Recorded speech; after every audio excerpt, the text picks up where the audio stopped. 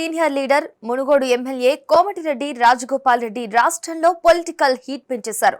కొద్ది రోజులుగా ఆయన వ్యవహారం చూస్తే రాజగోపాల్ రెడ్డి రగల్ జెండా ఎగరేసినట్టుగా కనిపిస్తోంది. సొంత పార్టీ సర్కారుపైనే సమరబేరి మోగించినట్టుగా క్లియర్ గా అర్థమవుతోంది.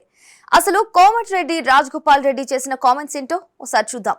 ఈ తెలంగాణ ఉద్యమానికి సంబంధం లేనోళ్ళు, కాంగ్రెస్ పార్టీకి సంబంధం లేనోళ్ళు పెద్ద పెద్ద పదవులలో ఉంటే నాకు కూడా బాధ అనిపిస్తుంది అప్పుడప్పుడు. కానీ ఒక రాజకీయ పార్టీలో ఉన్నా కాబట్టి నేను ఎక్కువ మాట్లాడలేకపోతున్నాను. అధికారాన్ని అడ్డం పెట్టుకొని అభివృద్ధి పేరు మీద లక్షల కోట్లు దోసుకుంటున్న వాళ్ళు ఎమ్మడి పడతాం, దోపిడికి వ్యతిరేకంగా పోరాటం చేస్తాం. మేము నిజాయితీ పరులం అని చెప్పేసి మా సహనాన్ని, మా ఓపికని చేతగానితనంగా భావించొద్దు. అవసరం వచ్చినప్పుడు విద్యార్థుల కోసం, నిరుద్యోగుల కోసం, యువకుల కోసం, రైతుల కోసం, పేదల కోసం, మా అక్క చెల్లెల కోసం అవినీతికి వ్యతిరేకంగా పోరాటం చేసి యుద్ధం చేస్తాం. భయపడేది లేదు. రాజగోపాల్ రెడ్డి ఇక్కడ నేరుగా ఎవరి పేర్లను ప్రస్తావించకపోయినప్పటికీ ఉద్యమానికి కాంగ్రెస్ కు సంబంధం లేని వాళ్ళంటూ సీఎం మంత్రులనే టార్గెట్ చేసినట్లు కనిపిస్తోంది. పదవుల విషయంలో లక్షల కోట్ల అవినీతి విషయంలో తీవ్రమైన ఆరోపణలు చేశారు. పథకాల అమలులో షరతుల గురించి ప్రస్తావిస్తూ ఇది ప్రజల పొట్టకొట్టే సర్కారు అన్నట్టుగా ఆయన వ్యాఖ్యలు ధ్వనిస్తున్నాయి. పైగా దీనిని సమర్థిస్తూ మరో ఎమ్మెల్యే అనిరుద్ రెడ్డి ఓపెన్ గా మాట్లాడటం కాంగ్రెస్ పార్టీ నేతల్లో అసంతృప్తి ఏ స్థాయిలో ఉందో బహిర్గతమవుతుంది. రాజగోపాల్ రెడ్డి అనేటోడు ఒక పర్వతం అంటే ఒక వాల్కానో. ఆయన కోపం వచ్చిందంటే అది అగ్ని పర్వతం బర్స్ట్ అయినట్టు బర్స్ట్ అవుతుంది.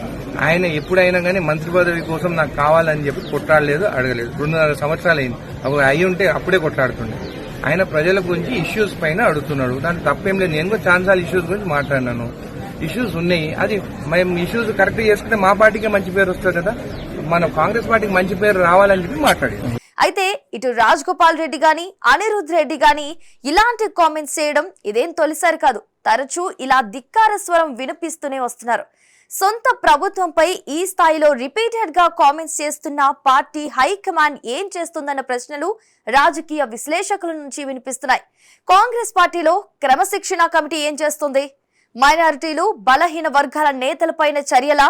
అగ్రవర్గాలు, బలమైన నేతలపై చర్యలుండవా?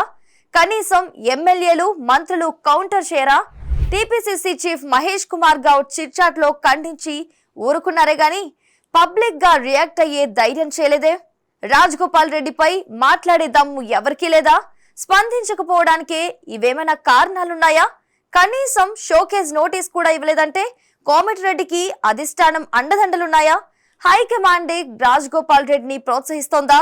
రేవంత్ రెడ్డికి కౌంటర్ గా మరో నేతను రెడీ చేస్తోందా? లేక రాజగోపాల్ రెడ్డితో లీడర్లంతా ఏకీభవిస్తున్నారా? ఆయన కామెంట్స్ ను మౌనంగా సమర్థిస్తున్నారా? మరింత మంది లీడర్లలో ఇదే అసంతృప్తి ఉందా? లేక కాంగ్రెస్ లో ఇది మామూలే అని లైట్ తీసుకున్నారా? అసలు అధికార పార్టీలో ఏం జరుగుతుంది, ముందు ముందు ఏం జరగబోతుంది అన్న ప్రశ్నలకు కాలమే సమాధానం చెప్పాలి. మరి వ్యూవర్స్, కాంగ్రెస్ లో ఈ అంతర్గత కొట్లాటలపై మీ అభిప్రాయాన్ని కామెంట్స్ లో తెలియచేయండి. వీడియో నచ్చితే లైక్, షేర్, సబ్స్క్రైబ్ చేయండి.